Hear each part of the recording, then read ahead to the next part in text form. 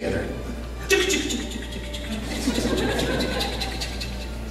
Our daughter Tess was 3 years old and wanted very badly to play soccer at a local arena soccer complex. The staff there assured us it was a completely non-competitive league with no coaches, no practices, no time involvement. He knows where this is going.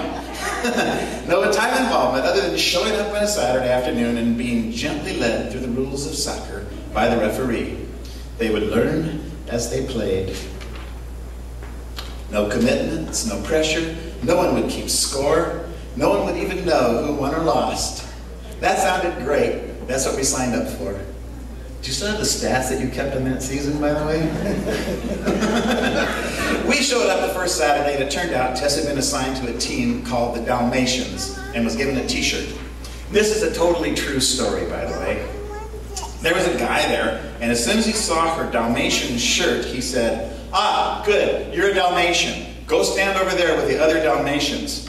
We're going to practice on Wednesdays. We'll be doing blah, blah, blah, blah, blah. The parents will be expected to blah, blah, blah, blah, blah. And you're going to have to buy blah, blah, blah for your practice jerseys." So who is this guy, I wonder? He even brought along the women's coach from the local college team to get the kids started with the proper basics. Traditional soccer moves like the cinnamon roll and the jelly roll. Really? Who is this guy? Well, of course, it was our very own control freak birthday boy, David De Leon. And he had with him Mr. Cleon Jones, now referred to as Tess's soccer grandfather, and God bless them both. Tess is now playing D1 college soccer with a full ride scholarship. Yes! Thank you, David. Thank you, Cleon. David has always loved control. I know he loved to control birthday parties. Tess always wanted soccer birthday parties, and David always wanted to referee them.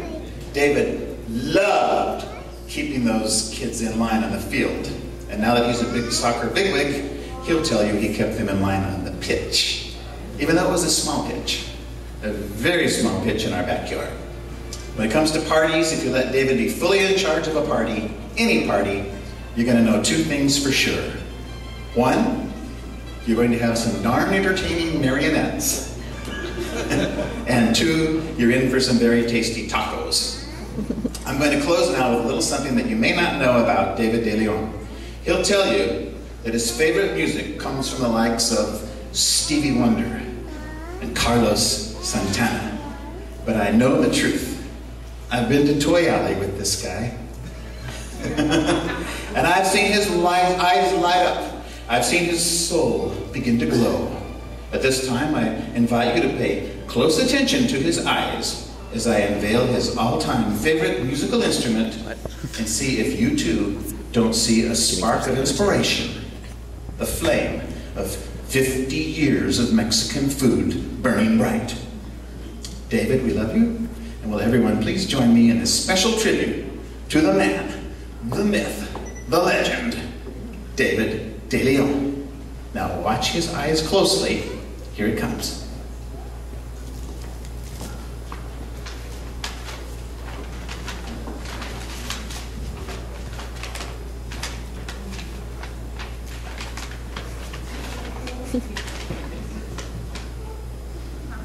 Suspense is not as much. You know it's coming, don't you? That's right. Happy birthday to you.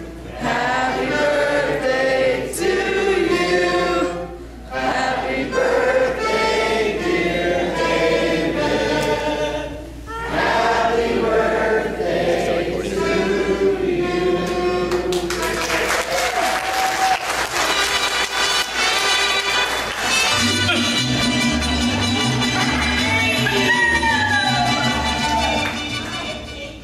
So David, I bet you want to say a few words probably. It has. Sure. 22.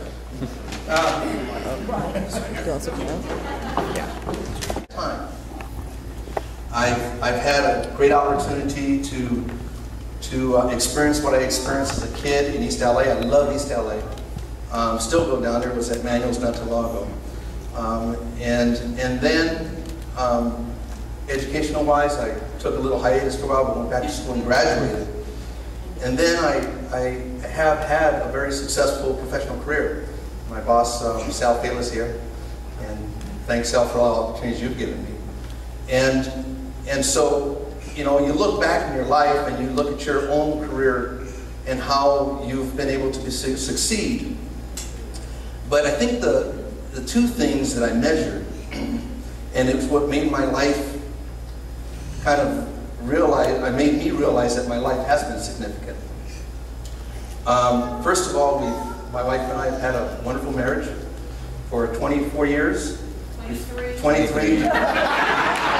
There's a story behind that, because we ordered her 25th anniversary ring, because we both thought that next year was our 25th anniversary. So I've had a wonderful life, and thank you, Karen. It's been great, and I know we have many more years to come. And we'll talk a little bit more about that. But I think the thing that's really significant is you know whether or not you've been able to accomplish things by the people you've been able to influence. And I first got to talk about Tess. Because Tess was 3 years old when I first met her, and Cleon and I did, you know, develop a program that we felt was important in soccer, and that was Mastery of Basic Skills. And Tess was a young lady who was very disciplined at what she did. And I always felt that if you could harness that and keep it focused, and you have committed parents, that they would succeed. And obviously she has to this point, but she's not done. There is Joel's here, his son.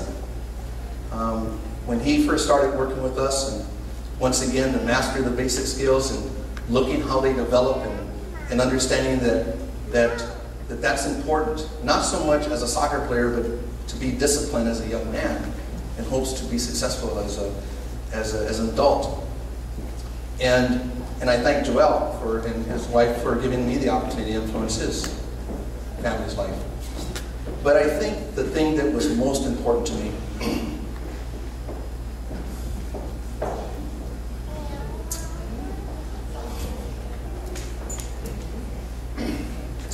was to see Kyle. Because, you know, when you get married and you start a family, you look at the things that you want to do, because you look at what you didn't experience. And one of the most important things I wanted Kyle to have, more than anything, was, while my life in East LA was great, I'm thankful for all those years, but I remember what it was like to only dream about going places. I knew what it was like to think about being successful, choosing the college that you want to go to. Not choosing the college that you have to go to, but choosing the college that you want to go to. And all the kids that were around him, and seeing them, Nick, who has turned out to be Kyle's best friend, Nick Guardian, Kimmy, you know, these are kids that were always around Kyle. And so when I looked at all of those things, and I looked at all the successes and all the growth, I realized that, you know what, the first 50 years were pretty good. Because I look at Kyle, I look at my marriage, I look at the friends I've been able to make, and I look at the young people that I believe I've been able to influence. And I see that the first 50 years were very significant.